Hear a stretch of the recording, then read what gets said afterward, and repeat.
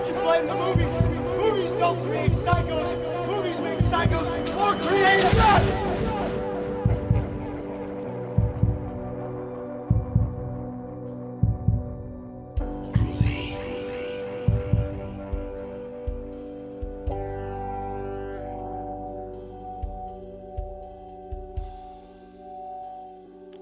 Welcome back to the dark side.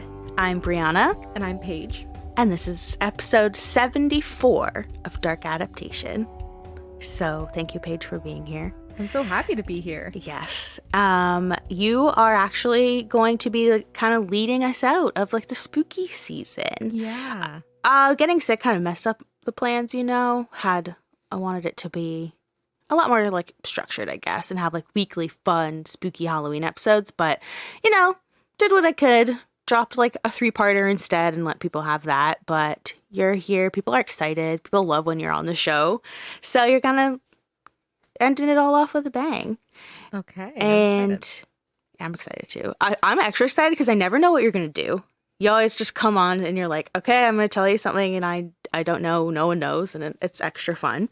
But before we get into it, I wanted to show you something. Okay. The last time you were on the show, you did Hellhounds. Yes. Which was a sick episode. That one was so fun. People loved that episode. It was a lot of fun to write.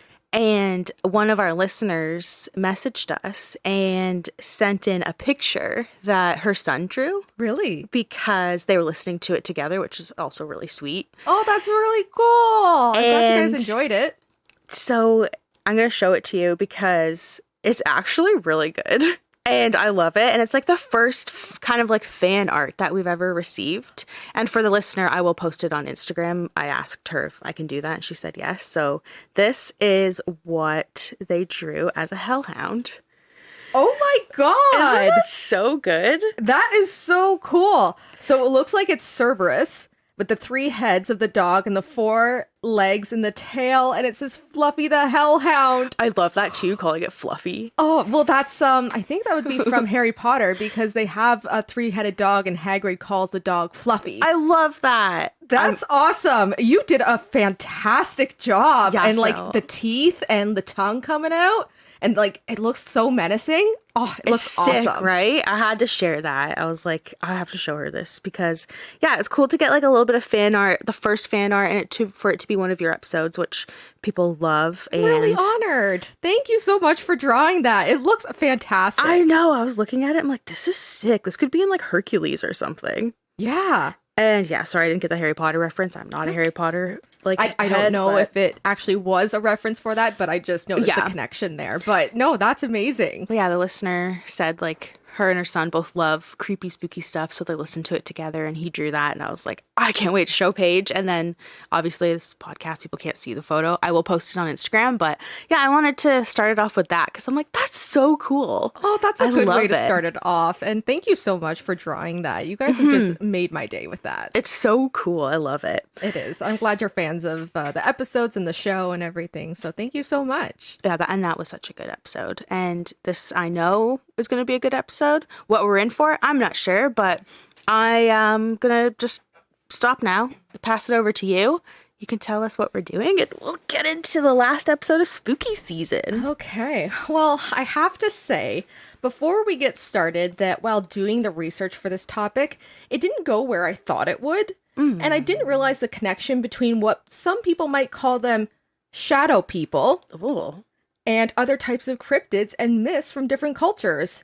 But that just goes to show what you don't really know about the world and how we're all connected. So, oh my goodness. So today we're talking about shadow people. Shadow people. I'm excited. I'm scared. And I love it. Also, that's just a good message for the whole show in general. When you're researching, a lot of the times it doesn't go in places you expect. No, you think you know something and then it takes you in a completely different direction and you learn so much more. So, and we're all about to learn so much more. So let's do it. Yeah. So like starting off, what experiences do you have with these beings, if you have any? Well, I assume we're about to get into it and you'll tell us exactly what a shadow person is. So, from my understanding what a shadow person is, I'm not really sure if I have any real experiences. Honestly, I think it's what a lot of people experience where they just think they see something in the corner of their eye or something kind of moving around. Definitely more creepy vibe. You don't feel like oh, this is like a residual energy or something cute. Like, it's kind of scary. I don't have any like really deep experiences. Dyson has experiences with a shadow person, and he literally calls her Shadow Bae. You call her It's- Shadow Bae? It's like his sleep paralysis demon, basically. Yeah? Do you Really? want to talk about it? Okay. I'll just pass the mic over. Hello, is this thing on? It's on. I can hear you. Yes, okay. Go ahead. So, okay, go ahead. So I used to be a freak who sleeps with the bed facing my door and the door open when I was living alone. And there would be just outside the, what is it? The fire or the smoke alarm? Smoke detector. And so it would give a little red light a little bit. And so I would just wake up every so often when I first like moved in, and it would just be like a black figure kind of just standing in the doorway with the little red light there. And the weirdest thing was that if you've ever seen The Lighthouse, you know that part where he gets right up to the lamp and then the music gets super loud and then super distorted and it's just like, yeah, distortion. yeah, it's not even like a high frequency, which is more upsetting. It's like imagine someone took white noise and it got faster and louder. And so it would just amp up like that, and then I'd be like, and then I just don't remember anything. Oh, that's creepy. Right? Yeah. And he loves it. I liked her. She gave it a little spook at night. It was fun. Also, there was... I loved it. It was sick. And Yeah. I'm like, that sounds horrifying. Well, whatever. I just sat there and I was like... She was like... Blew each other little kisses. Yeah, and then the other weird thing that I didn't like so much was that I kept finding rusty nails at my door. Like, at my, door. Really? Yeah, because it was a basement apartment, so I'd walk upstairs and I would open the door, and it's not on the driveway. So it's segmented, so it's a patio. And there'd just be a rusty nail. And so initially I was like, oh, well, like, a rusty nail. Like, welcome to the fucking world, Dyson. Like, things are on the ground. But then it would just be like, every other day there'd be a rusty nail in the same spot. Placed in the middle of the door. Not up, Really? not standing up, thank God, but like on its side, right on the door. And I was like, where is this coming from? Wow. It's Shadow Bae, but yeah. Shadow Bae brought him. Yeah, anyway. That's That's crazy. my little Shadow Bae story. Thank you for sharing. I love that story because it's fucking creepy, and this kid's a freak who loves it. Well, then it's such a good topic for today because I'm going to be talking a little bit about like sleep paralysis and a Really? few other things. Yeah. Man, so on point. And this is why I asked the questions, just to see if you guys have any connection to what I'm going to be talking about today. So mostly Dyson does. Well, we'll bring up Shadow Bae later too. So. Well, and even if you don't have personal experiences with shadow people, you might recognize them from like TV and movies. Probably like the most notable would be the show The Twilight Zone did an episode titled The Shadow Man, where a boy had a shadow person living under his bed. Ew. And there's also Shadow People, a 2013 horror movie set during 1970s about a sleep study that was studying patients who reported seeing shadow figures before they died in their sleep. Oh, wow. So, which is based on possible true events. Mm-hmm. But basically what shadow people are, it's this entity that is a dark or black, like shadow smoke that has an absence of light to it and emptiness, like hence the name. But there's also no facial features and it is void of any details, but seems to have a depth to them, unlike a shadow that is flat against a surface. And some report even glowing red eyes, which seems to be a staple in a lot of cryptids and folklore. So Yeah, for real. The glowing red eyes. And some appear as like just black smoke-filled silhouette of a human, and others have clothing such as like a top hat or a fedora or a long coat, a cape, and it's all part of that black silhouette. I've heard the top hat. I've heard it. You're probably going to talk about it with sleep paralysis, but yeah, I've heard about the top hat. The Hat Man. Yeah. Yeah, I'll get into him in a bit. And I haven't really read anything about them being any other color other than black. No, I've only ever heard black. Just- I've never heard about the smokiness, though, which is interesting to think of like a person, typical human silhouette that's all filled with smokiness. That's really creepy. Yeah, and not just a flat kind of smokiness. Yeah. It's got depth to it. Yeah. And generally they're like an ominous humanoid-like form and can be anywhere from like a few feet to over 10 feet tall. Oh, fuck no. And one might see one like following you down hallways, hiding or peering around corners, peering from unnaturally human angles through doorways. So they might even peer from like the top corner. Yeah, which got goosebumps. That's one, like what I mean when I feel like I've had encounters with shadow people. It's only like from the corner of the eye, seeing it at the end of the hallway, seeing it at the top of the stairs, that kind of thing. Yeah, just at the edge of your vision. Yeah. Yeah. And yeah, you might see them lurking from the ceiling, like in the corners in the room that you're in. You might see them walk through walls and objects, as it doesn't seem to deter them in any way. And some people have even claimed to see them in reflections of like a black TV screen sitting beside them on the couch. Or a mirror or other reflection of or surface of objects. So, you know, they don't even have to be right in your direct line of vision. Exactly. We're like in front of a giant TV right now, and I'm just like so creeped out. And they would literally see in the TV screen someone sitting between us. Yeah. Like, no, thank you. No, I know. I'm always terrified This of is seeing that. really fun, though. I'm so scared, and I love it. Well, this is what the whole show's about, right? Exactly. Informative, but spooky. Spooky, spooky. And so once you kind of take note of them, they seem to move rather quickly out of your vision as if they were never there.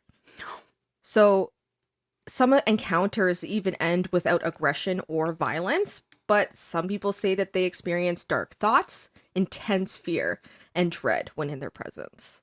Oh my god. The dread part I can definitely relate to, because it kind of scares you, right? So you're like, oh, whoa. But anything more severe than that would be really scary. It would, for sure, to see that. It's and intrusive. Not even know if what you're seeing is actually what you're seeing. Exactly. And people have even reports of hearing voices from that entity without seeing any type of mouth. Oh. Lots of whispers, a lot of... Ew, and I'm just picturing like a gibberish kind of whispering, like just like a... And I'm like, no, thank you. No, thank you. And applied with the fear that you're feeling. Yeah, like, that inherent dreadfulness. And you're just like, wow, I want out. Yeah. But you couldn't even like go and hide in a room because they could just go through a wall. Yeah, they could follow you anywhere you go, right? I'm gonna barf. Yeah, and they've also have been able to dissolve and solidify at will, becoming corporal when they wish, and witnesses have claimed to see them transform or shapeshift from shadow figures of animals like cats and dogs. And they've also been known to take the shape that people refer to as crawlers. Ew, come on. So Stop it. they're black forms that have unnaturally long spider-like limbs and walk on all fours. I'm so scared right now. This is so gross. It's scary. It's like you can find them in every horror film. Like, but can it get worse? Yeah. Yeah. Oh, it can always get worse. You can't outrun them, so... Can it get hotter? We'll find out with Shadow Bay. I don't know if people heard that. Dyson asked, can it get hotter? Apparently so. If you're horny enough, I guess. Yeah. And lonely enough. Like, yeah, the shadow person's doing it for me right now. I like it when she ties me down and makes me stop moving. Cut me, mother. Call me mother.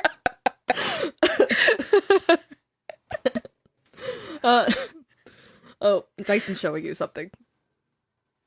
Oh, That picture, he's showing me a photo. And, okay, did you find this online or did you get AI to do it? I got AI to do it. He got AI to do it. It's so creepy. It's the end of a bed, which actually looks like his bedroom, kind of, or his old bedroom. And it's an open door, and in the door there's a black shadow person with a red halo of light around it, and it is so creepy. And we'll also post this on Instagram, so Dyson, send it to me. This is what Dyson sees when he is... Stop it, Dyson, you're free. Kind of hot, though. We'll share that. That's really creepy. That is creepy. But they don't even always have to be like a shape. Sometimes they could just be a black shapeless form, all while maintaining that like misty, shadowy structure. It's like a mass. Yeah, just a floating mass in the middle of the room. Exactly. Which is still really creepy. You're like, why is this weird blob giving me so much anxiety right now? It's like, it reminds you of all those movies and TV shows where there's that black evil mist and it goes in through like the nose and the mouth, and like the thought of being like choked and stuff, like by whatever this entity is You know, the theme of this shadow blob entity person is invasive. very invasive. Yes.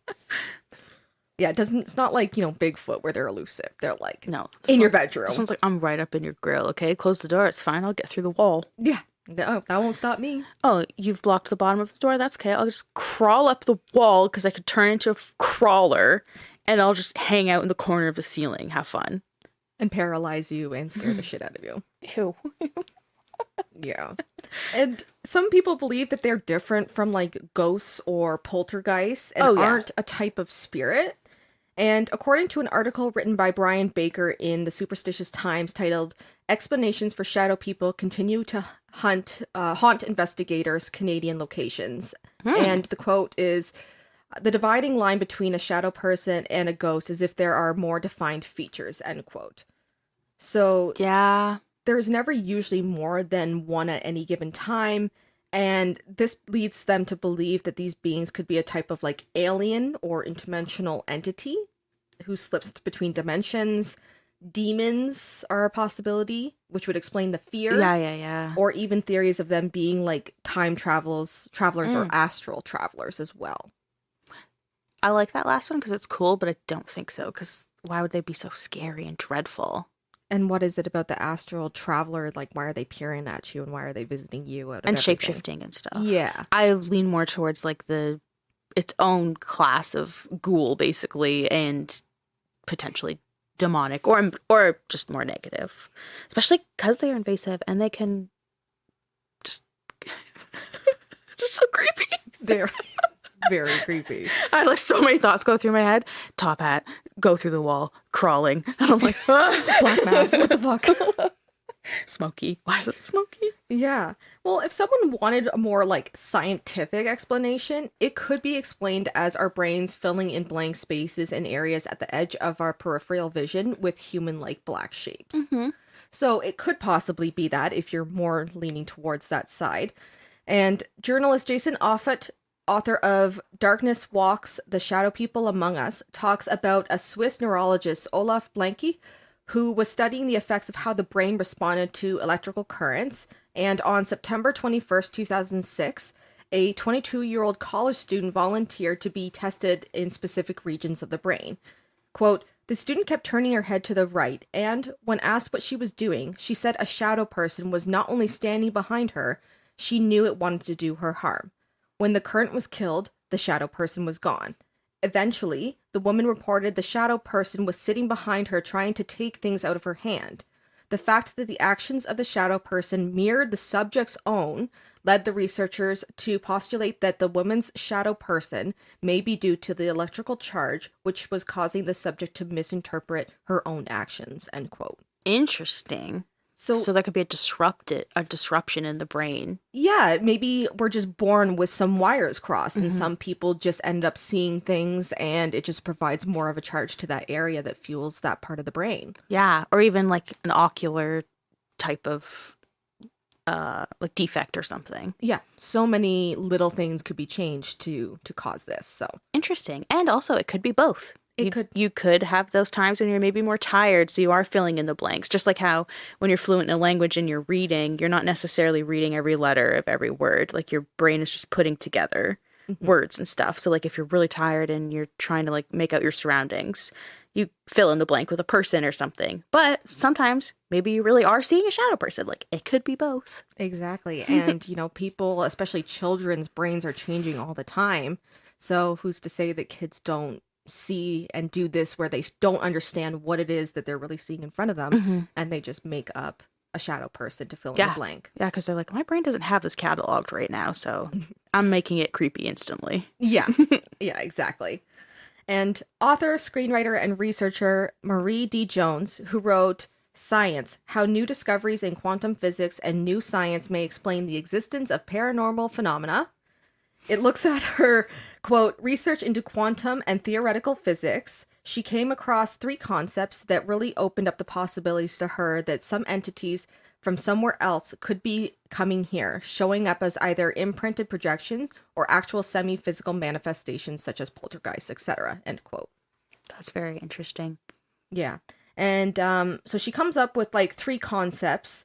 The first being a parallel universe, which, quote, theoretically, if these infinite other universes exist, we really should not physically be able to access them based upon our known laws of physics. Yet, even theoretical physicists entertain the thought that perhaps the laws of physics on the other side allow for some crossover, end quote. Yeah. I mean, it's not like something can be perfect all the time. There might be a little glitch here and there where you do kind of slip. Yeah. And there's always different laws for different dimensions and different, like, you know, parallel universes or whatever. Like, just because something is known in our universe doesn't mean that it's known in another universe. Exactly. Or vice versa. Yeah. Like, we don't understand that here, but over there, it's like, what do you mean? This is just everyday thing. Well, I'm shopping next to a shadow person in the grocery store. Exactly, right? Dyson, make that with AI. There we go. And so number 2 would be spatial and temporal alternate dimensions. And she writes that, quote, we are told that these dimensions could be infinite in size and exist at the tip of our very noses. Again, our laws of physics do not allow us to cross into them at will. But if there is some sort of resonant synchronization of energy, perhaps a doorway is opened just long enough to allow something to slip through, end quote. I love that idea. Also, you're doing very good at reading this. There's like big, weird words, and this lady's really smart, and you're reading it very well. Thank you. I'm trying. I'm always trying to make sure that I pronounce everything correctly. It's a weird little stressor that you get where it's like, oh, I don't want to be the person that can't pronounce this. That's why I write it phonetically next to it, so that I can at least try and read it out. It sounds somewhat okay. I'm so smart. I'm so smart. No one will know the truth. SMRT. And number 3 is the 0-point field, an electromagnetic energy field. She continues that, quote, within this field lies the landscape of time, past, present, and future. Linear time is only a human illusion. But the quantum world, there is no linear nature. It happens all at once. That opens the door to the possibility that certain people tap into this field for information such as remote viewing, psychic abilities, and even healing others. It also presents the possibility that entities may be coming from this field, manifesting in our level of reality, which is really just one among many levels, then vanishing back into the field, end quote. Mm-hmm. So again, another, kind of, it seems like a veil of some sort or a barrier of some sort, which people can kind of peek into, whether it's actually physically going through a doorway or just moving their astral projection to this reality. I don't know if I've mentioned this just in general or if it's been on the podcast, but there is cool theories about when you're talking about cryptids or things like this, like ghosts or demons or whatever, where they do exist kind of on their own level. And then every once in a while, they really do kind of slip through a portal. And that's why it's so hard to find Bigfoot, because they exist in a different level. And sometimes they just slip through like a portal, basically, and you catch a glimpse and then they go right back where they're supposed to be. That's a cool theory. I love those theories. And I think they originate from Navajo people, because there was a Unsolved Mysteries episode where they were talking about skinwalkers. Okay. And they're talking about how they believe there is like another level and things exist in it, and sometimes they do slip through the portal. And I'm like, I love that theory. Yeah, because we're so limited in what we know in our own world, and just by what we are physically able to see and our brains can kind of fill in to comprehend. Mm-hmm. Like, even just the thought that really what we're looking at is all flipped upside down in our eyes, readjust it so that it's flipped the right way, quote unquote, up. Like, even that part of what our brains is able to do is kind of crazy. Super crazy. And that we only use so little of our brain. At one time, right? Like, imagine if we were able to tap into all the other parts of it and like the things that we could possibly do, but we're just so restricted on what we can kind of prove and what other people have experienced so far. Exactly. Yeah. So much out there we don't know. It just really opens up quite the dialogue into the thought of other dimensions and the possibilities of parallel universes. Yeah, keep an open mind, man. Don't be narrow-minded about stuff like that. We just don't know. Exactly. We don't know. Okay? So lay off. Yeah, like, oh my God. Get so defensive for no reason. We don't even know. We're just telling you what we think we know, but we aren't 100% sure. We don't know. We don't know.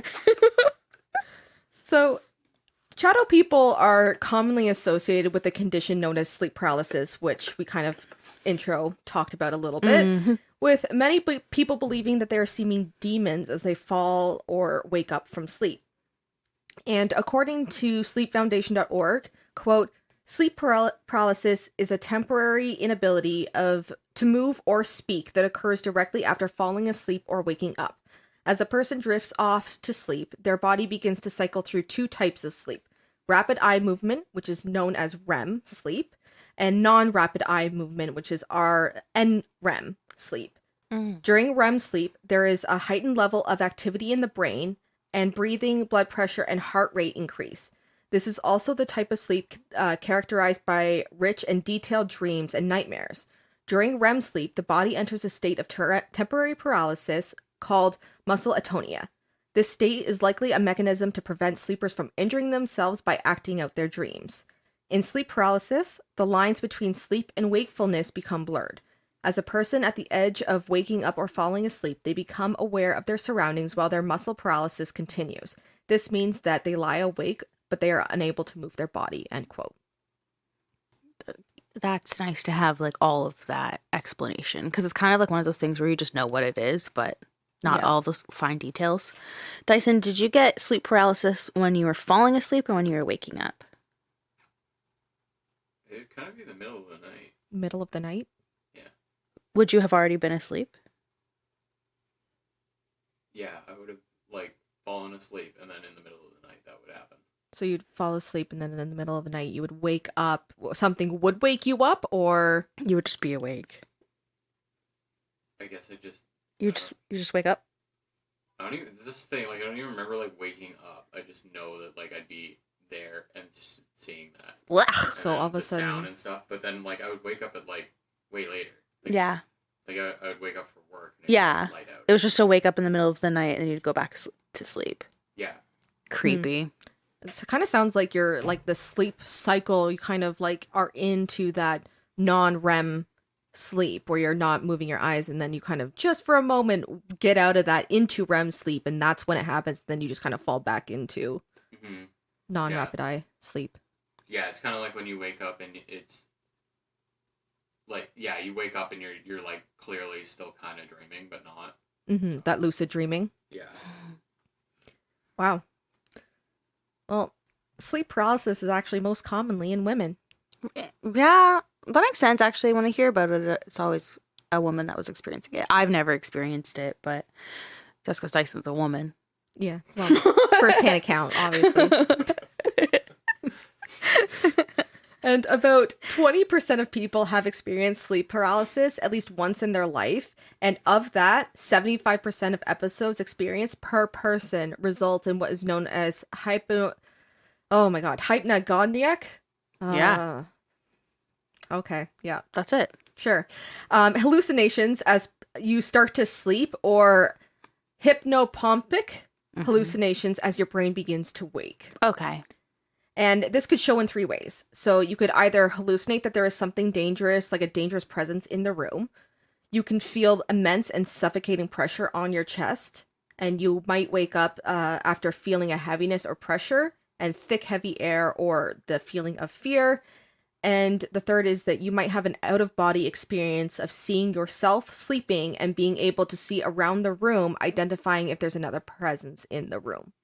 Wait, so that's all technically sleep paralysis? Yeah. Oh, then I those have little had symptoms. sleep paralysis. You have, eh? Yeah. I've always just assumed you have to see the creepy shadow thing. No, because if you still have that, like, weighty pressure on your chest and you might be hallucinating something, it might not distinctly be shadow people. It's just the most common thing that people see when they do it.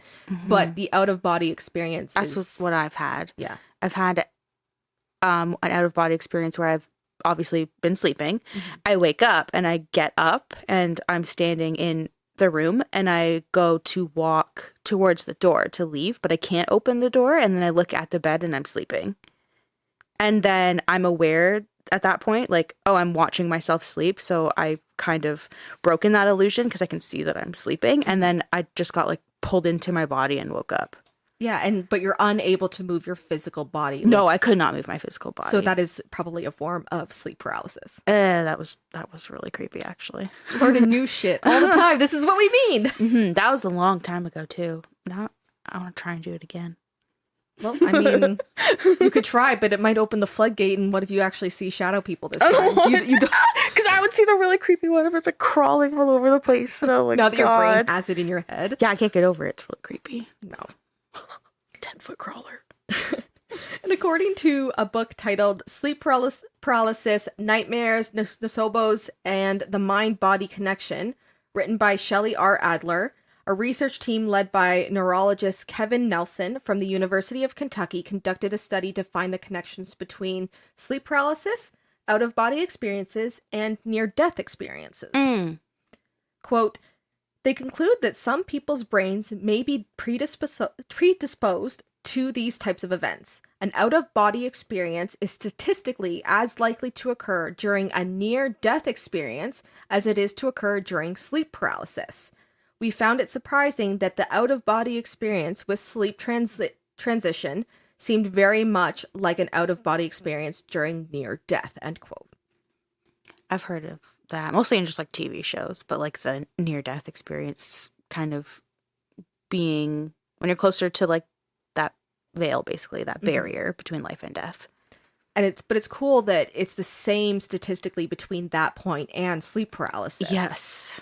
So, like, my kind of thoughts are if a person who is predisposed to having out-of-body experiences due to any near-death experience early on in life, then that must mean between, like, being awake and falling asleep must trigger the soul or the spirit of the person to disassociate from the body, allowing them to either, like, see through the veil of what would be considered the other side or the spirit world, being or experience like a base trauma in the form of shadow people or like a connect with interdimensional beings. So if at any point in your life you've had a near-death experience, then it kind of has opened that so you're more susceptible just as life goes on. Because I would think so. I have had a near-death experience when I was a baby. Yeah. Yeah, so like I wonder if that's why I can like astral project basically.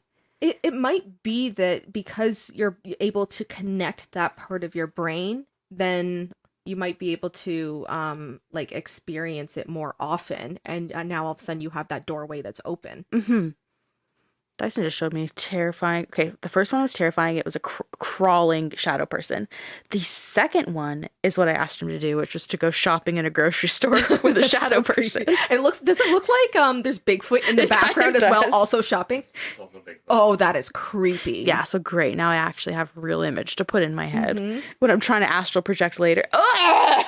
When I'm trying to astral project later, and I see Slender Man naked and crawling. With the stringy hair. Wait till you guys see these pictures. I can't wait to post them, and you guys all have to be scared.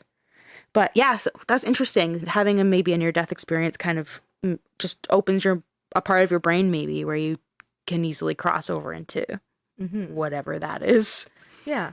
And an encounter given by Charmarin in a thought catalog posted titled 20 of the most terrifying accounts of sleep paralysis ever recorded by Eric Redding describes, quote, I used to have sleep paralysis several times a week when I was a teenager. It always happened right before I was going to sleep, so it still felt like I was fully awake. Usually, I could tell it was happening because I would suddenly hear a continuous whooshing sound, and my entire body would suddenly feel paralyzed.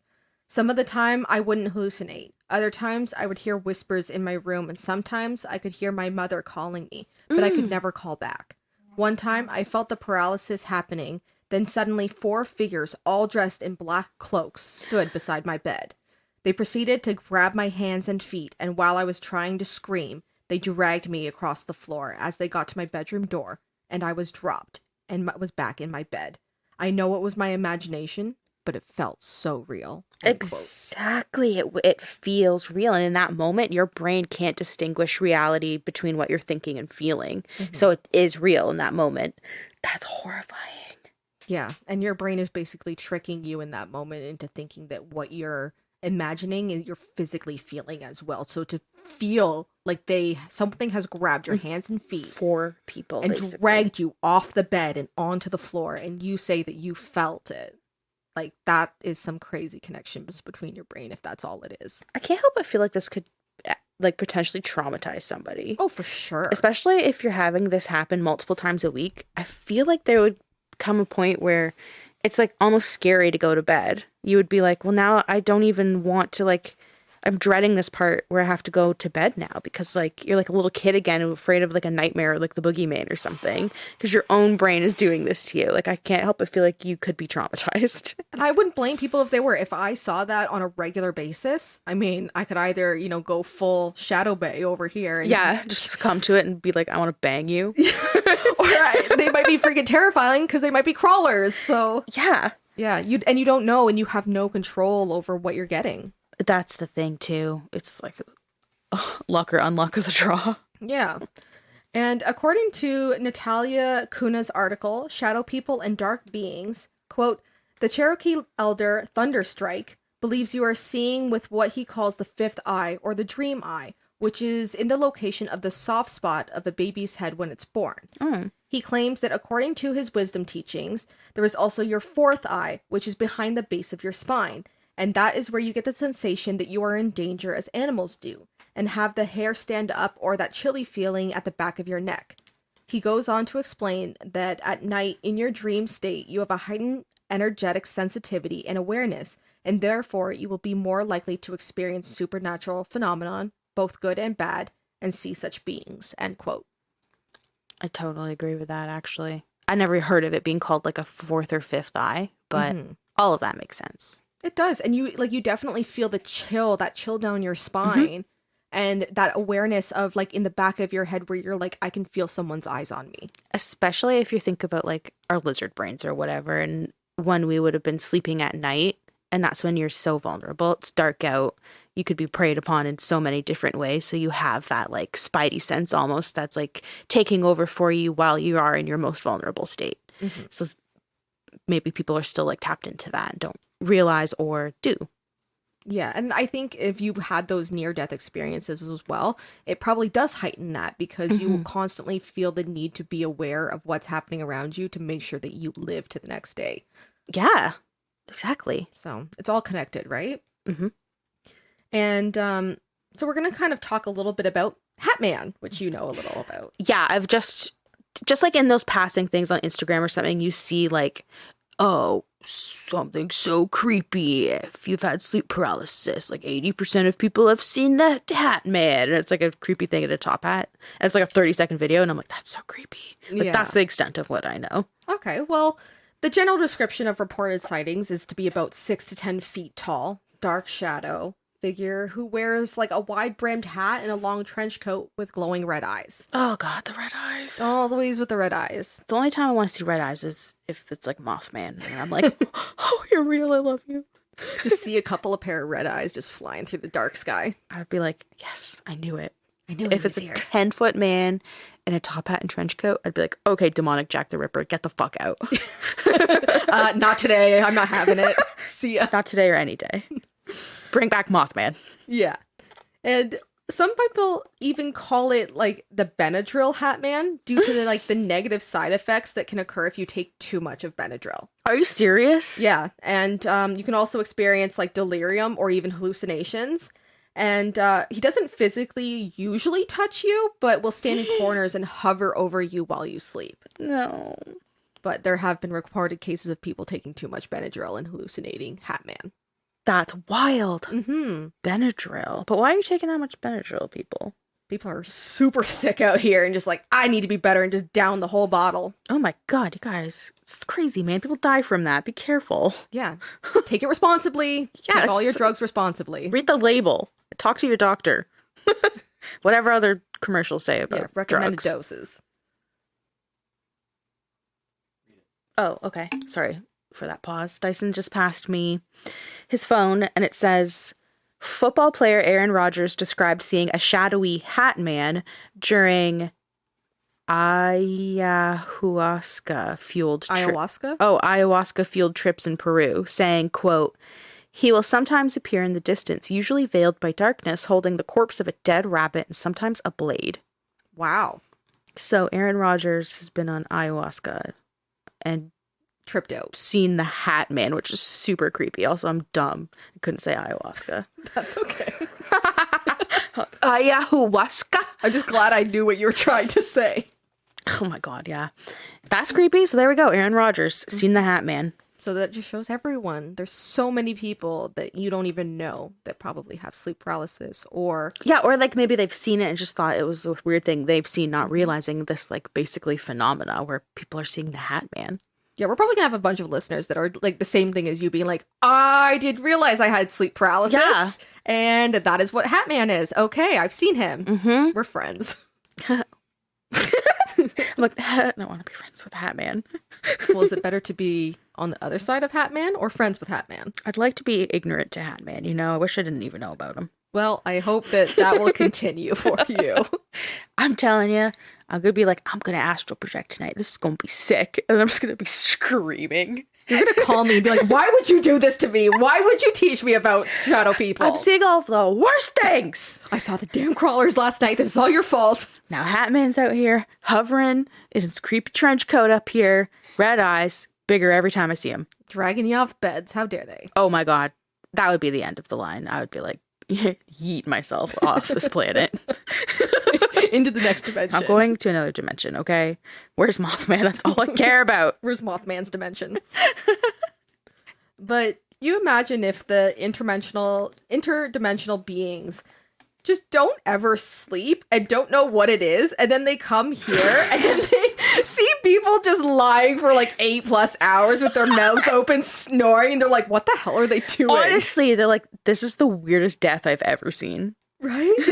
Like, and then they'd like be standing there like seeing us like hovering over these people and observing them, and then as they're sleeping, but then the presence wakes these people up, and then they just like realize that you're staring back at each other, and they're like, oh fuck, I woke it up, and they just disappear back into their dimension. Yeah, they're actually just really curious to like watching basically a specimen in a petri dish or something. Yeah, they're just interested, and meanwhile we're like freaking out, you know, having this full me? discussion, and yeah, they're just like, what are they doing? They're just so still. Why are they so still? Yeah, what's this weird sound coming out of their butt?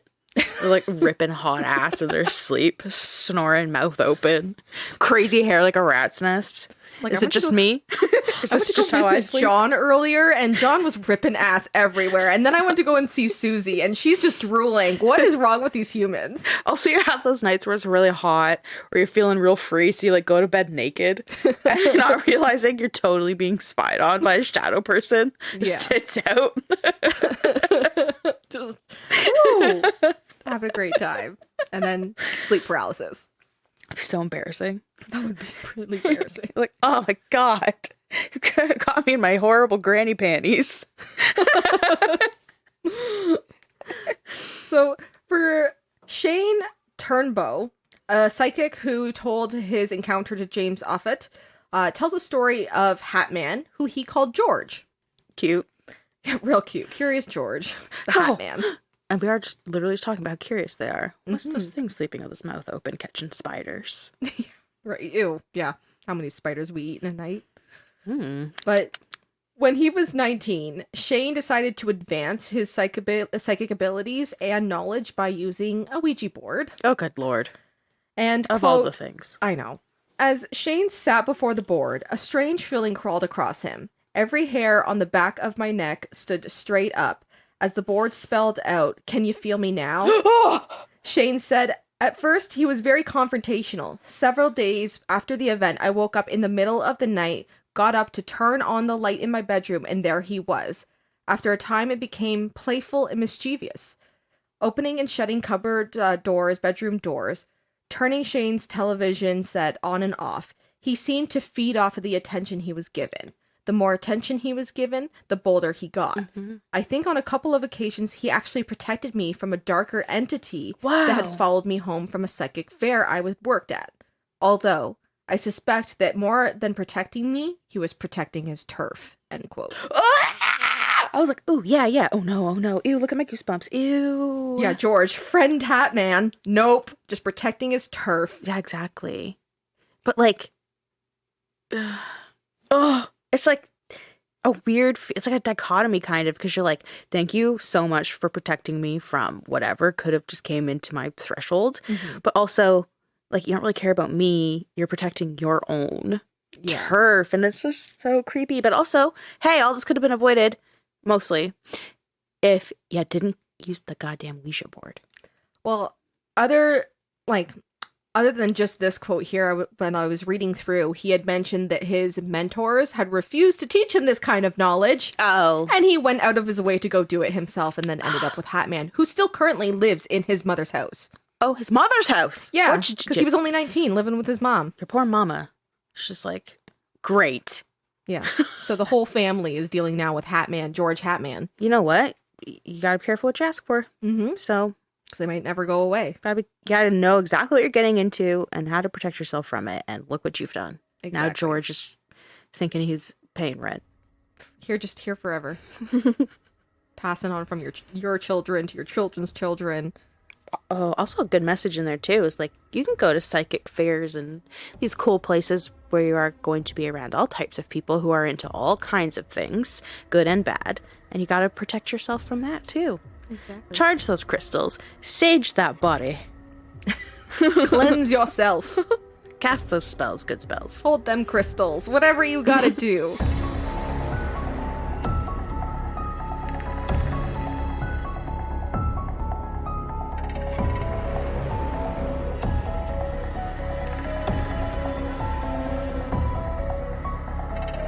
So, in 1664, I read that totally upside down. I'm sorry about that. 300 years earlier. Yes. So, in 1664, a Dutch physician by the name of Isbrand van Demmerbroek was one of the first to publish a clinical collection of cases regarding sleep paralysis and their connection to hallucinations and illusions. Damn. And his research concluded that more often the nightmares plague the victim when sleeping or laying in like a supine position, which is laying straight on your back. Right. And according to the article, hypnagogic, that was the word I was trying to say earlier, hypnagogic. Okay, hypnagogic. Hypnagogic hallucinations and sleep paralysis described by the Dutch physician Isbrand van den Broek in 1664, written by E.J.O. Company. His reasoning behind that is that, quote, he thought that due to over-redundancy of blood in the whole body, because the motion of the muscles, for the most part, cease in time of sleep, except the respiratory muscles, therefore, the failing of their motion is first perceived by reason of the extraordinary trouble that arises for want of respiration. Now the patient in her sleep, growing sensible of that straightness, but not understanding the cause of in that condition, believes herself to be overlaid by some demon, end quote. Interesting. So basically, by the lack of blood flow while you sleep, it's the respiratory muscles feel that, and then it feels like there's pressure on your chest, and then you think that it's because with that panic that you are seeing a demon, or that a demon is causing this. Exactly. It's causing all of that, like, quote unquote pressure on your chest, whereas it's really just a like physical almost reaction. Yeah, exactly. And even earlier than that, known depictions of these demons come from Mesopotamia around 2400 BCE, referring to a female demon named Lithlu of Lilith, who was known as an incubus or succubus. Wow, that's ancient. Yes, and this reference comes from the Sumerian king's list, referring to children she had during her nightly unions with men. Ooh la la. And Lilith is described as having a body of a serpent, so very different from the shadow creatures, but she mated with men in the night to create her own Lithlu demons. That's really horrifying. She is just out here being a rapist. Yeah. In the worst, scariest way. Yeah. And creating a creepy little army. Of her own demons, of her own making, yeah. My God. And Whoa. in Germanic and Slavic folklore, the whole, like, the word Mara or mare was a spirit or demon that would walk or perch on the chest of those sleeping, suffocating them and fueling their dreams of terror, doom, and the fear. Ew. And the Old English word mare meant incubus and didn't refer to a female horse. And the term mara in Old Norse is also one to refer to like the demons as well. That's so interesting. I wonder where that like started to shift. Yeah, and they look almost like goblin-like, and probably the most famous depiction of these creatures is an oil painting from 1781 by Swiss artist Jean Fuseli, titled The Nightmare, who was said to experience the nightmares of sleep paralysis himself. And I'll show you that picture here, and you can kind of see what it is. Yes, it is definitely a famous painting. You have a woman, right? Yep. A woman laid out on her back. She's in all her glory sleeping, you know. She's Thrown over the side of the bed. Thrown over the side of the bed. Arms draping. Arms draped, mouth open. She is in a slumber. She's definitely drooling some. She's drooling all over the place. At the angle of which her neck is bent and her head is... She's not going to be able to turn her neck tomorrow. Yeah, her head is totally vertical with the ground. She's drooling right into her eyes. That's a sleeping woman in the prime of sleep paralysis. I'll tell you what. This is going to be an REM. A REM sleep. This is going to be a REM cycle of paralysis. Yeah. There's a goblin perched on her whole ass abdomen. The full torso. And there's a horse creeping in the background. It's creepy. Lots of red and white in this painting. It's lovely and creepy, and we will post it on Instagram. Yes, we will bring it up as well. Let me find where it was. Okay. And then, so, yeah, we'll include the picture on Instagram. And they were also referred to as mare ride or mare dream, which would eventually fuel the term known as nightmare. Oh, right. Yeah. And so there was even a charm spoken by residents in and around the vicinity of Wilhelmsburg and Hamburg, Germany, to prevent these mara from coming. Quote, I lay me here to sleep. No nightmare shall plague me, until they swim all the waters that flow upon the earth, and count all the stars that appear in the firmament. Thus help me God Father, Son, and Holy Ghost. Amen. End quote. Oh, okay. So basically sending them on a journey before they get to them so that they can sleep before they get there. Exactly. It's also quite useful because, bro, you're never going to be able to count all those stars. Unless it's a really cloudy night. Then they're like, no stars to count. You lost half your time. You only get 4 hours instead of 8. Fuck. All those times when you're like, I had the worst sleep ever. It's because there was no stars in the sky. Nope, none for them to count into infinity. And the creepy little mare demon goblin ghouls got to you much faster. It's all making sense. I'm telling you what. I'm putting pieces together left, right, and center. All connected.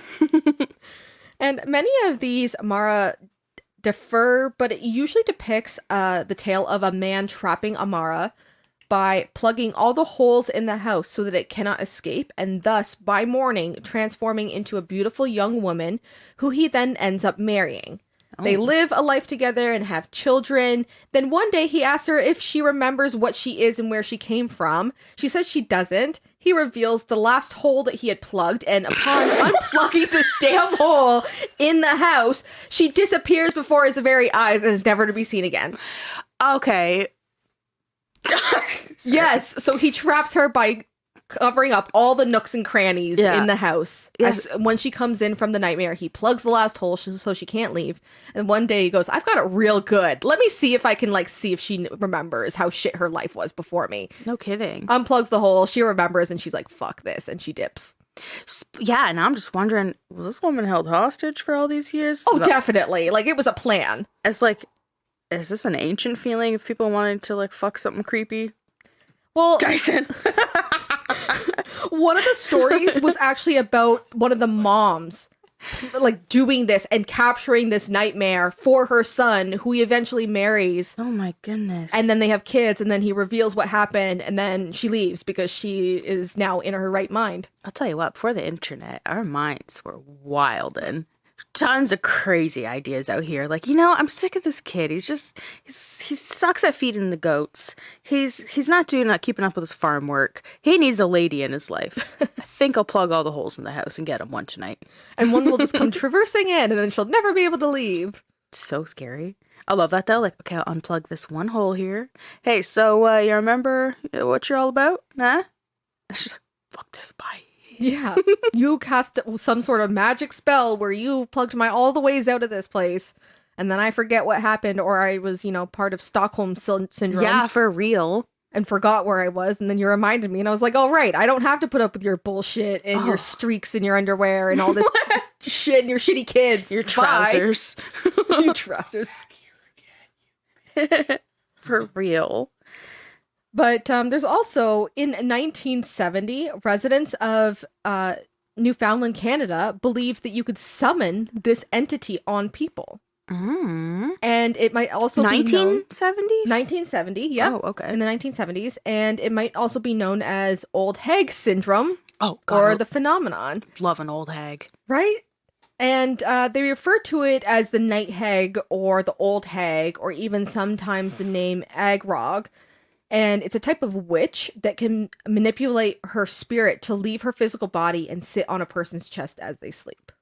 Oh, what a weird ability. So a bunch of residents in Newfoundland reported this being a thing in the 1970s. We have some listeners out there, some loyal, excellent listeners out there. And I wonder if they've heard of this, if they can give us their 2 cents about it, if they've heard the story themselves, whatever the case is, if it's like a normal type of lore, whatever, I want to hear about it. Or your creepy sleep paralysis. Oh yeah, that goes for any listener. You got a weird, especially in learning now, there's different types of sleep paralysis. Doesn't necessarily have to be a shadow person, the Hat Man.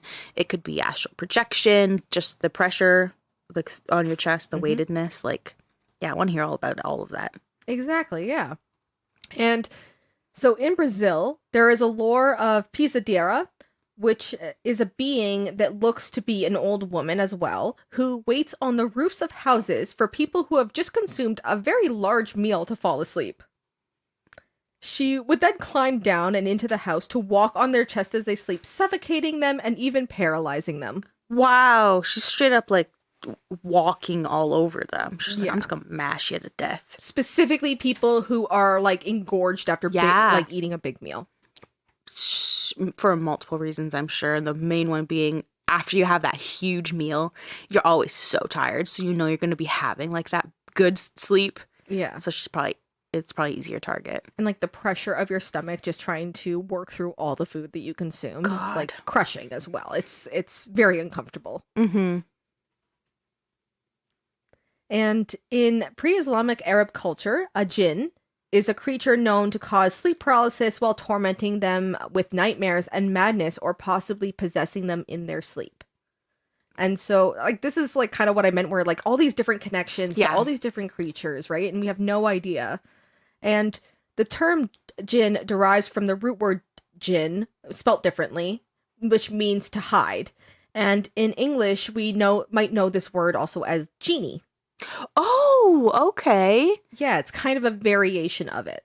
That makes so much sense. Actually, Dyson and I had just watched a horror movie about a jinn, and instead of it being the traditional lamp that you rub and the genie comes out, it is basically lighting a candle and making a wish in front of the mirror, but you're asking something for a wish. Yeah. And it's always again, okay, well, be careful what you wish for. Be careful what you ask for. And it's not just things in which they can house themselves, a quote unquote a lamp, where they can technically, I guess, have a living space that we think of, but they can attach themselves to inanimate objects. So even if they're in the presence and you make that wish, who's to say that they don't make it come true? Exactly, because it could be the mirror, it could be an old photo, it could be whatever trinket box, whatever it is. Yeah. And they are also known to shapeshift between human and animal form. Oh. And according to Catherine Ramsland, in an article she wrote on Psychology Today titled Shadow People, she interviewed Rosemary Ellen Gulley, a leading expert on the paranormal, who believes that these creatures might be one and the same. Quote, in old jinn lore, they could not replicate they could not duplicate 100% of a human body, and usually their animal-like hairy legs and feet gave them away. I have speculated that shadow people wear hats and cowls to cover up imperfect heads, end quote. Makes sense why they would be exactly even in whole ass trench coats. Yeah. Because it's like, well, maybe they have like still more of an animalistic arm or something, so they're hiding it in a trench coat. Which Or is a creepy. form that's weird and that trench coat just drapes down so it completely covers. Exactly. the And hat then or you're horns. thinking about a genie, they're always like, they taper off at the waist into just like a stereotypical like ghost tail, basically. From what we know of Aladdin, yeah. Yeah. Exactly. And like, that's so interesting. Yeah. And specifically, a jinn by the name of Kabus, which I believe I'm saying that right, was known to cause nightmares and plague his victims with restless sleep. He visits his victims as they sleep and corners them in their bed from above with no way to escape him. My God, that's so scary. Yeah. And in another encounter posted on Thought Catalog by Eric Redding says, quote, "My name is Gabriella and I live in Munich, Germany. Since I moved to a small village, I've experienced this phenomenon. I've just found out about it and what it is called, or that it even has a name, and it is common only recently. I used to think I was crazy, as some days I just couldn't sleep. Like if something was bugging me, like an annoying mosquito, but different. I felt a cold wind and my windows were closed, and it's very cold at night here. And also feel some kind of pressure or paralyzed sensation. I will just shake and wake up, and I will see directly across the room, that figure. It did sometimes stink, sometimes not. There might be months or even 7 or 8 in which nothing happens, and then it comes back again. Doesn't seem to follow a pattern. Could happen during the day even. That is more rare. I also feel or hear like whispers in my ear," end quote. And that's the first time ever hearing that they smelt something. Or that they like kind of heard something annoying like a mosquito, like not just whispers, but like a sound that they heard with them as well. But the stink part was very fascinating. That is interesting. And the cold wind as well. Yeah. I haven't really heard anyone else talking about a cold wind. No, not like that. If it's a sensation, it's usually just like The chill of fear. Yeah, the chill of fear, the pressure on the chest, or something's touching you, not like a cold wind. But the smelling is extra creepy, and it makes me think, because you were talking about the one person who was trying to categorize maybe what a shadow person could be. And there's the idea that maybe it's demonic. And then smelling something is really creepy and leads me to believe that was more of a demonic thing. Because a lot of, I guess, reports of demon activity says that it comes with like the smelling of sulfur. Sulfur always, And the that stinks. sulfur and those eggy kind of smells. Yeah. And Jason Offit also claims he first saw these two-dimensional beings between the ages of 8 to 12 years old. He was, quote, "lying in bed at night after my parents turned off the lights. Moonlight poured through the open windows in our old farmhouse, gave me a clear view of my entire room. I stared from behind blankets as human shadows walked through my room. I'd cry out, and Mom and Dad would rush into my room, but they never saw the things I saw," end quote. Wow. Also, that was a really detailed, like a vivid writing about it. Interesting though that they called out and the parents did hear.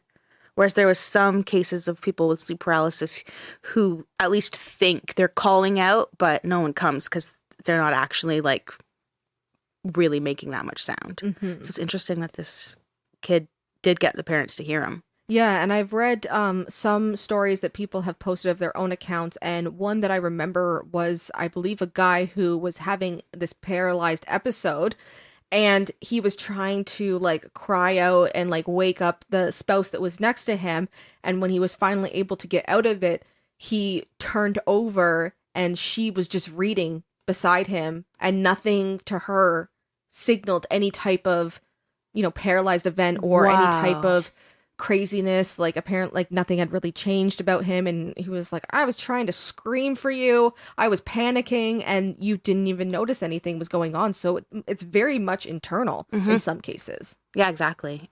I know you don't watch like scary stuff, but on Netflix there's the series, the Mike Flanagan series. The first one's The Haunting of Hill House. Okay. And the one girl gets really bad sleep paralysis, and she at least can, like, it's a fake show, obviously, but, like, she's frantic trying to get the attention of her husband, and, like, the most she can make out is, like, a tiny little kind of, like, whimpering sound. And he's, like, aware that she has sleep paralysis, so he's more in tune with it.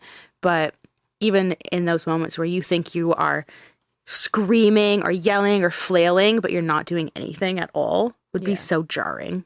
It would be. And the only thing you're mustering is a little whimper. And you feel so helpless because you're like, savior to just shake me awake is right there to snap me out of it. And I can't do anything to save myself in this moment.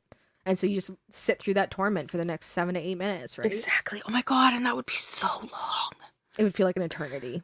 Even think about just if we sat here silently for 10 seconds, it would seem long. It would seem Let alone ridiculous. 7 or 8 minutes. Yeah. Holy fuck. And Offit talked with many eyewitnesses who told him of encounters and stories during his research and investigation. And a man named Donnie from Montana recalls, quote, "I was sleeping on my side when I was awoken by what felt like someone sitting on my bed beside me," he said. "I felt someone stick their finger into the middle of my back. When he opened his eyes, 3 shadow beings stood around his bed, and he was afraid to look at what might be poking him from behind," end quote. No kidding. Said every woman ever. You're like turning your back to him, like, no. Not tonight, not tonight. You just feel it poking you. No. Like, I'm asleep. You get some people who are like, that's not going to stop me. No. not for the shadow people. They don't care. I feel like a lot of people have had that feeling, though, like getting more serious about it, where you think you felt something sit on the edge of your bed, at the end of your bed, whatever. Like, I feel like a lot of people had experienced that. Because there's definitely been times where I feel like something has sat on the bed. Mm-hmm. Just like the pressure of the depression in the bed, of feeling your weight slightly shift. And you're just like, something is there. You can feel it. Your fifth eye is calling to you, being like, look, something is sitting right there, and I know you can't see it, but maybe in the reflection of the TV you can, but... Right. And I know that I've experienced it quite a few times, especially when I still lived at home. And the first couple of times it happened, you just kind of... I always grew up with cats. Like, I've always had cats. And I just would assume, like, a cat jumped on the bed or something. And you, like, look over, and there's nothing. And there's even been a time where there's, like, a little depression in the bed, and I'm like... I'm really horrible for just being like, nope, ignore it. And I just go back. You just mess it up with your feet so it's not even there anymore. Nothing happened. Good night. Kick off whoever's sitting there. And you're like, nope, my bed. I'll just be like, I didn't invite you. Goodbye. Yeah. And, like, how does one start seeing shadow people? Like, what causes it? And usually people who have experience with these beings first start seeing them around a time of great trauma in their lives. So it could be anything from being bullied, your parents divorcing, drugs and alcohol affecting you or your family, sexual and physical traumas, mental traumas, exposure to violence, being in constant states of stress and fear. All of these things can trigger this, apparently. So Yeah. it makes sense. You start to see horrible things or experience horrible things in your real life, and your imagination fuels that. And then all of a sudden you can't sleep because you're worried, and you gotta be alert, and then that causes disruption in the cycle. It could be that easy, right? Exactly. Especially when you're talking about anything really traumatic, like any sort of abuse or whatever. There's so much to deal with and process, and it impacts your body, your mind, everything. So, yeah, I can see them being related, because it is just so much for your body to try and handle. Especially if you're a child as well, and you start seeing them around, like, say 7 or 8, like, then that means you must experienced a trauma previous to this, and that's just terrible to know. Yeah, when you're just a little babe. Just an innocent babe. Yeah. But Elder Thunderstrike, quote, believes that they are inorganic forms, and we are projecting and completing the shadow people phenomenon out of our soul beings and into the ethers, the universe, through the dark energy of our negative emotions, our anger, guilt, greed, jealousy, envy, resentment, blame, shame, possessiveness, etc. In his words, we are assembling them into our world of perceptual reality, because they exist in a parallel dimensions with the 7 streams or dimensions of reality. There are actually 72 parallel dimensions to either side, including the fifth dimension when you're dreaming at night, end quote. Interesting. So he thinks that by having this constant state of emotions, of all these negative emotions, it attracts them and then it keeps them there. Mm-hmm. And we are going through a time in our lives where there's a lot of shit going on right now and a lot of stress and fear. And so, you know, culminating up to this point in the last few decades, more and more people have started seeing them. Maybe that's why. Maybe they're attracted to it. Yeah, exactly. Right. Yeah, just a collective traumatization. Yeah. And there are even theories that these shadow beings are trying to instill these negative emotions so that your positive light or energy is diminished and that negativity spreads to other people, allowing more and more of these shadow beings to feed off the emotions. Oh my God, that's such a creepy idea of like a paranormal virus. Or even an alien type virus as well. Yeah. Yeah, exactly. Just an invasion in a way you never would have seen coming. You know what theory I kind of heard sidetrack off of this, but it just reminded me, is that what if black holes are actually other alien planets, but they've learned to disguise their planet so that we can't see it by putting this black facade in front, and that is why we cannot find them. Oh yeah, it's cloaked. And what if these shadow people are from that type of planet or dimension, and are that type of alien who's learned this technology and now uses it here? Just a side thought. It's definitely interesting. Right? There's so many possibilities. So many theories. Yeah, exactly. So many theories. I love the just different theories. Like I had mentioned before, like it's just a little slip in a portal, basically. In this case, it's not just a black hole. It's a whole ass cloaked planet. Could be. We don't know. There's some creepy little ghouls who know how to cloak themselves as well. Yeah. Oh. And their favorite dinner is negativity. And fear. Yeah. Yum. Tastes so good. You ever heard of girl rotten. dinner? Yeah, this is alien dinner. This is alien dinner. And while this phenomenon might explain why people feel as if they're being watched while they're asleep, it doesn't account for the moments when people are fully awake. Mm-hmm. And for as many reports of seeing these beings in moments between sleep and being awake, many others have claimed to even see them in the forest. Oh, God. Yeah. And in Natalia Kuna's article, Shadow People and Dark Beings, shadow stalkers are believed to be, quote, protective spirits that guard nature and protect the elements. One of the quirks of such shadow stalkers is that some of them mimic people who see them. So when the person moves, they move too. When the person stops, they stop too, and so forth, end quote. Oh my God. That idea is really creepy, just the mimicking, because I don't like anything to do with mimics. I think that's so spooky, and that would be an interesting episode for you to do on mimics. But also, I'm like, yeah, you know what? Protect those woods.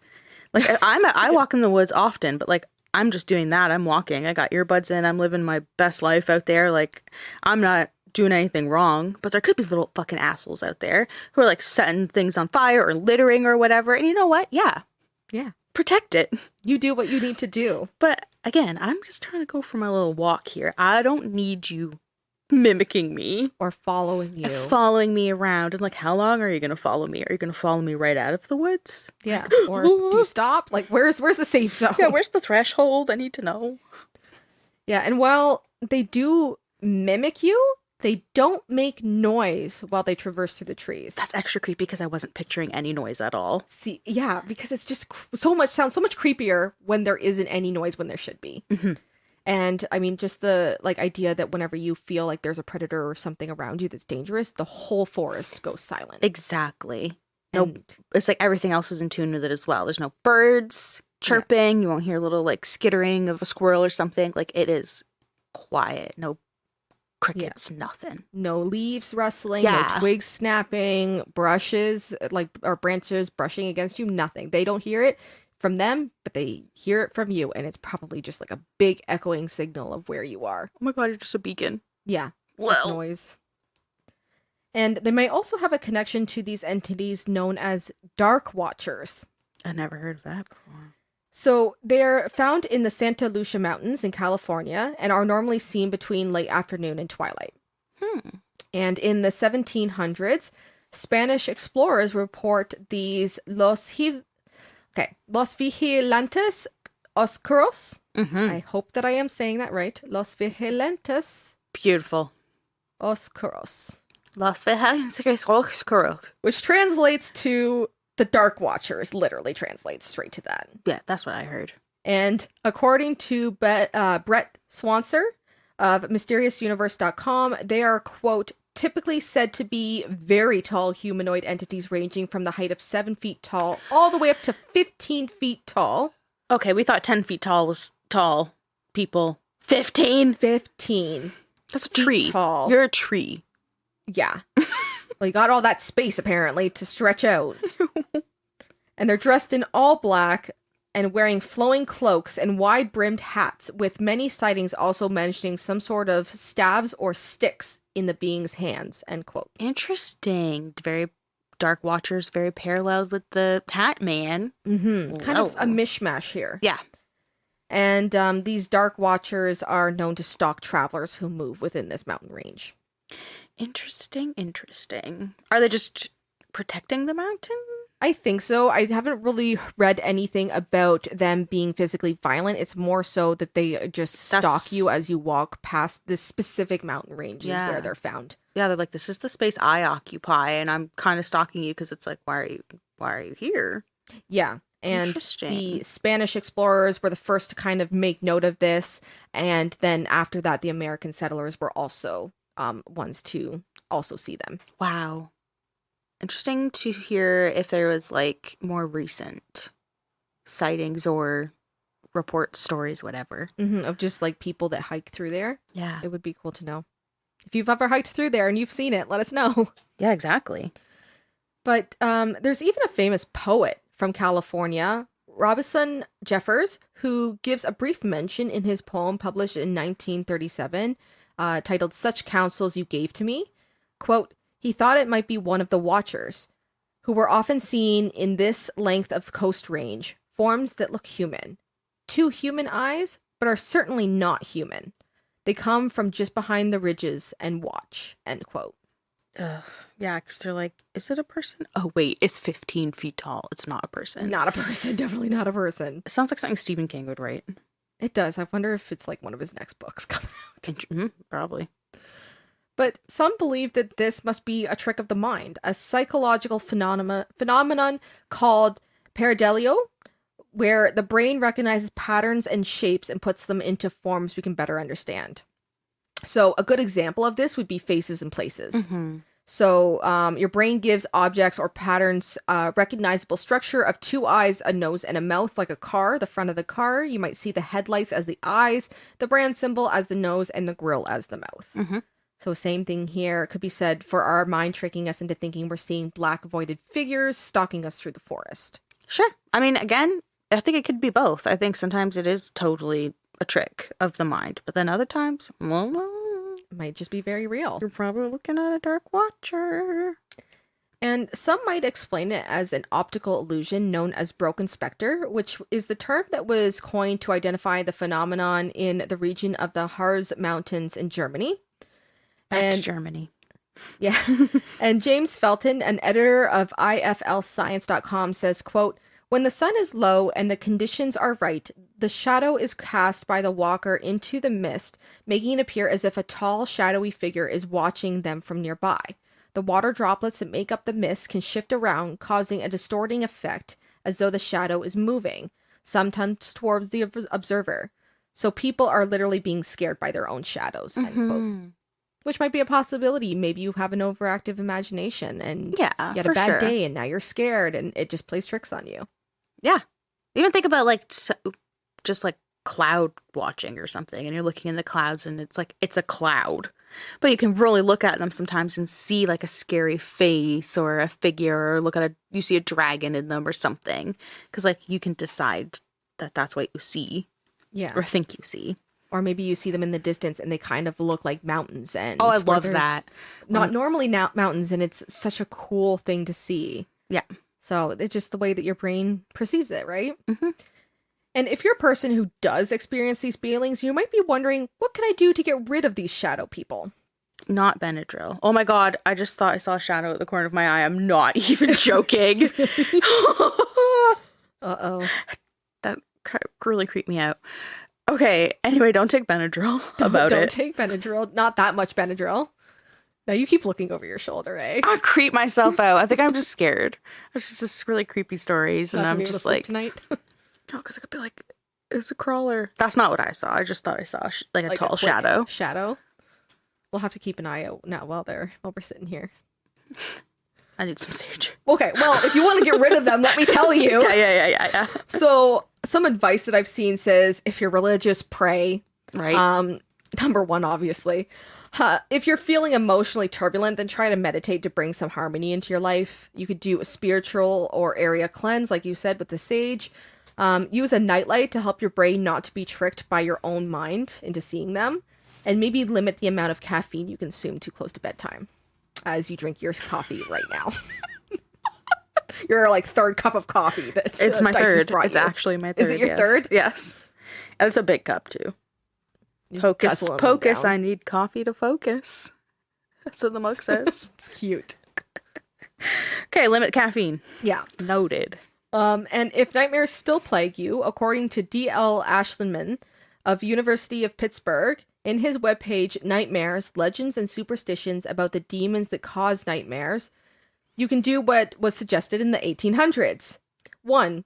Plug your keyhole. Oh, Place the toes of your shoes facing the door and get into bed backwards. okay. Why are your toes against the door? Face the door. I don't know. Yeah, we don't need to ask questions. It's just like, why do you not put shoes on the table? I don't know. You just don't. Yeah, you just face them facing your door. You're gonna head out anyways when you're done, so quick getaway.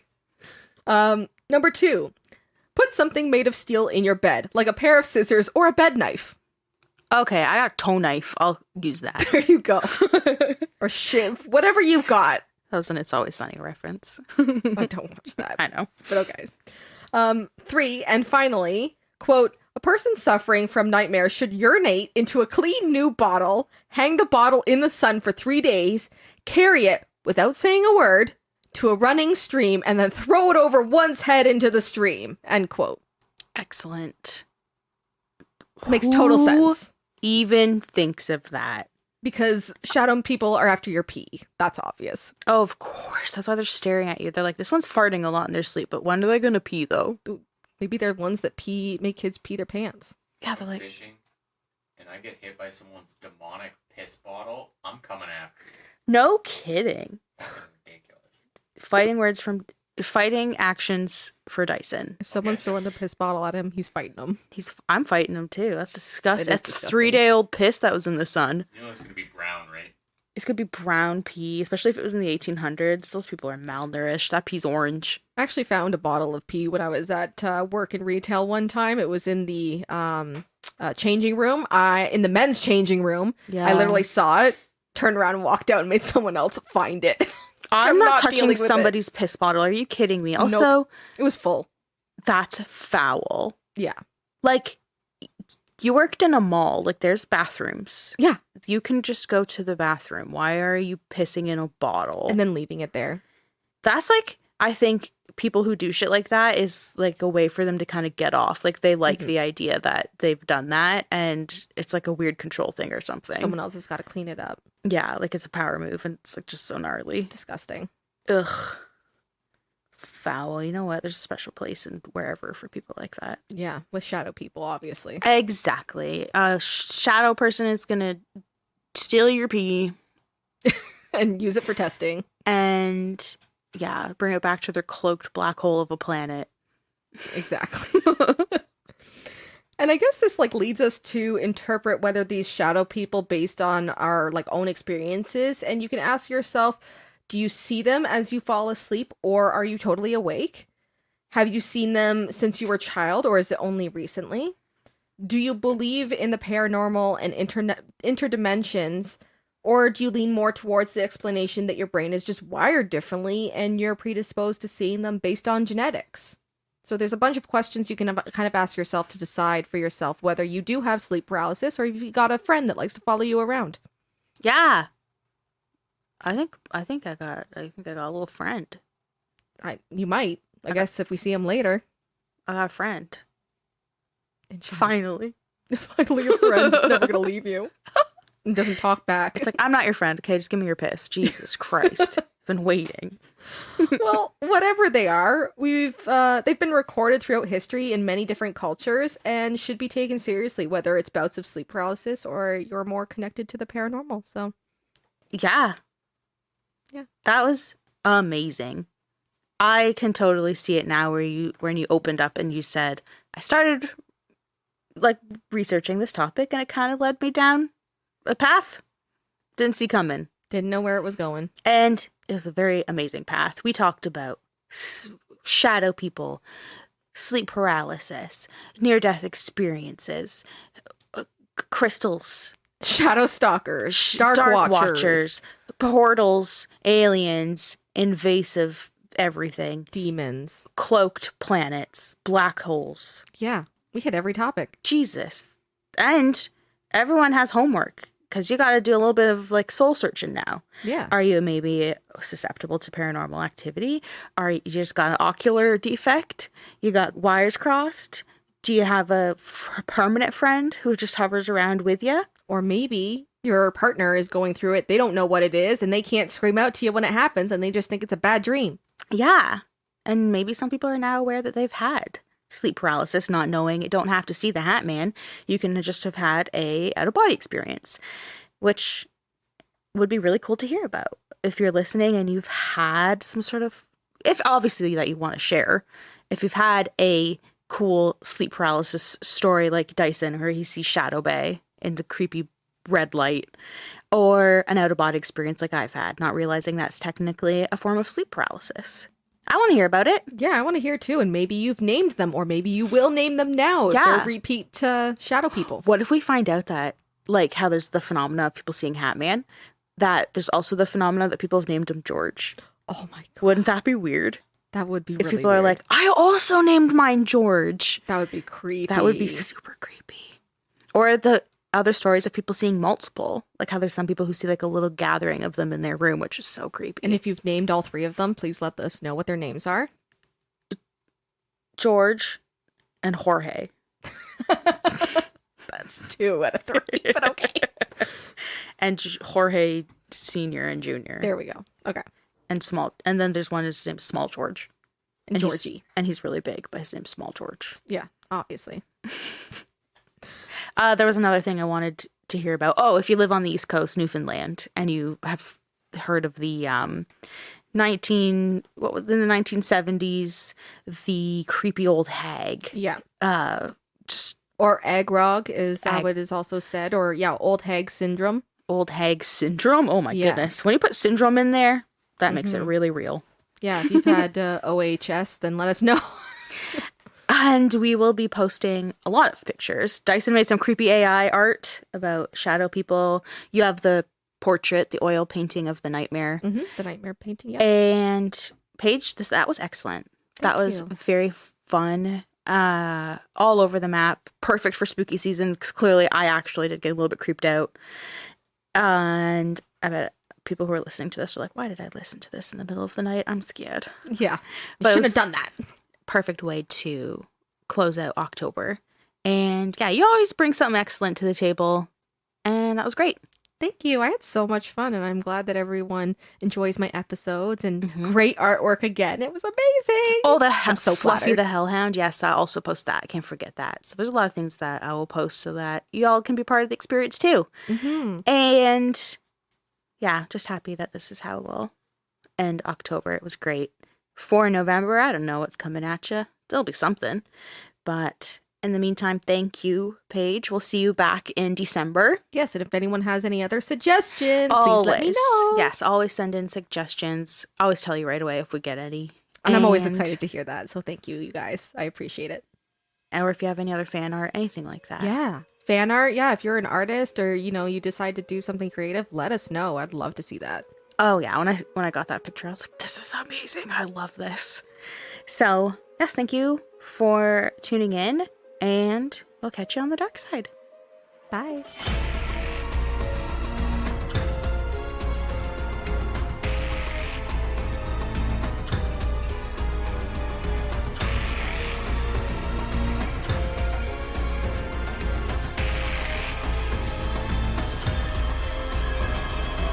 I'm not your friend, okay? Just give me your piss. Jesus Christ. Been waiting.